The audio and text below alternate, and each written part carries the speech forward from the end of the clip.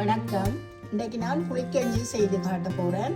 அதுக்கு தண்ணி கொதிக்க வச்சு 1.5 கப் ரைஸ் குக்கர் கப்பால் அரிசி எடுத்து கழுவி எடுத்து வச்சிருக்கிறேன். அதை இதுக்குள்ள சேர்க்கிறேன். முதல்ல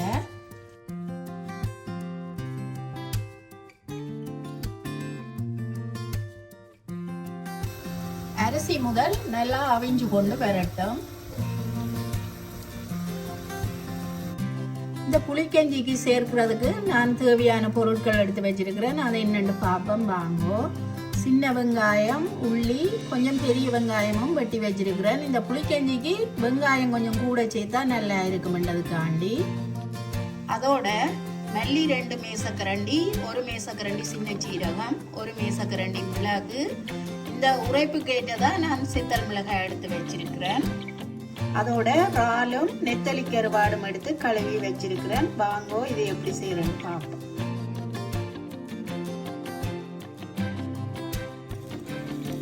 இந்த மல்லி, சின்ன சீரகம், மிளகு, சித்தல் மிளகாயை முதல்ல அரைச்சி எடுப்போம். இப்போ இது புழுங்கல் அரிசி எண்ணெய் நாடி ஒரு அரைப்பதம் அவிஞ்சா பிறகுதான் நாங்கள் இந்த வெங்காயம் அதுகளை சேர்க்க வேணும். என்னமென்னால் வெங்காயம், உள்ளி இடிச்சு வச்சிருக்கிறேன், அதை சேர்க்கிறேன். இதோட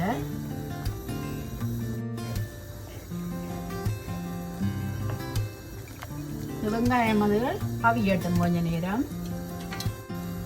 வெங்காயம் உள்ளியை சேர்த்துட்டு நான் இந்த அரைச்செடுத்த பவுடரை சேர்க்கிறேன்.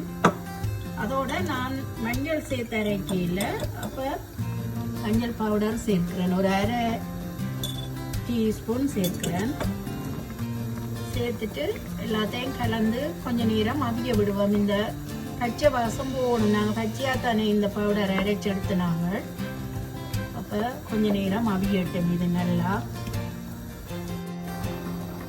யாழ்ப்பாண கறி பவுடரும் 1 டீஸ்பூன் சேர்ப்போம். நல்ல உரைப்பாக இருந்தால் தான் புளிக்கஞ்சி நல்லா இருக்கும். எல்லாத்தையும் நல்லா கலந்து விட்டு அவிய விடுவோம். நல்லா அவிய விடும் கறியை இந்த அரிசி. தண்ணி கொஞ்சம் சேர்ப்போம். இந்த புளிக்கஞ்சி தண்ணியாக இருந்தால் தான் நல்லது. நான் இந்த புளிக்கஞ்சிக்கு சேர்க்க போகிற இறாலை கொஞ்சம் வதக்கிட்டு சேர்க்க போகிறேன். அப்படி என்ன நல்ல டேஸ்டாக இருக்கும் புளிக்கஞ்சி.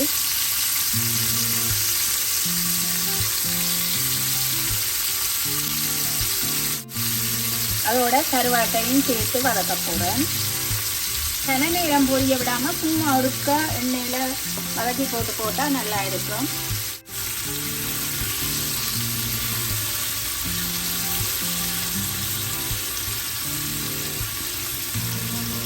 ஒரு 2 நிமிஷம் வதங்கினா காணும்.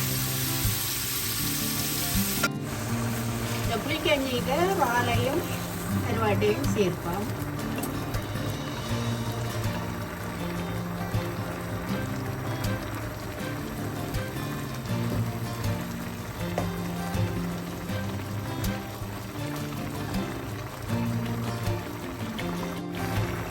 அரிசி அவிஞ்சு கொண்டு வர தண்ணியும் வத்தி கொண்டு வரும். பார்த்து விட வேணும். இதுக்கு என்ன நாங்கள் புளி, தேங்காய் பால் சேர்க்கிற நாடி காணும் தண்ணி. எனவே இதுக்களவான உப்பை சேர்ப்போம். இதை கொஞ்ச நேரம் மூடி அவிய விடுவோம். இனிமே நாங்கள் இந்த புளிக்கஞ்சிக்கு கரைச்சி எடுத்து வச்ச புளியை சேர்ப்போம். பழப்புளி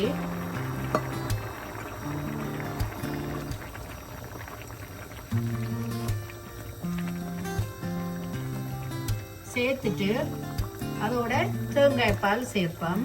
எனக்கு சேர்க்க தேவையில்லை. புளிக்கஞ்சிக்கு கொஞ்சம் டேஸ்ட்டுக்கு சேர்த்தா காணும் தேங்காய் பால்.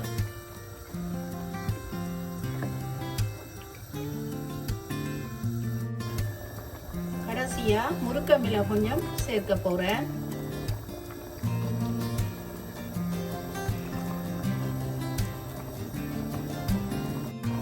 முருங்கமிலையை சேர்த்துட்டு எல்லாத்தையும் கலந்து மூடி கொஞ்ச நேரம் அவிய விடுவோம். எனக்கு உப்பு புளி எல்லாம் இதுக்கு காணும் வடிவா.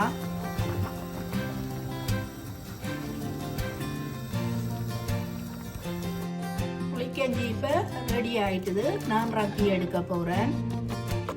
நான் இப்போ நல்ல உரைப்பாக புளிக்கஞ்சி செய்து எடுத்துட்டேன். இதுக்கு இறாலும் கருவாடும் சேர்த்து செய்தால் நல்ல ஒரு டேஸ்டாக இருக்கும்.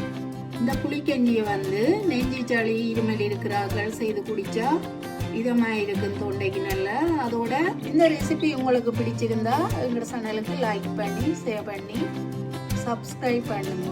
நன்றி.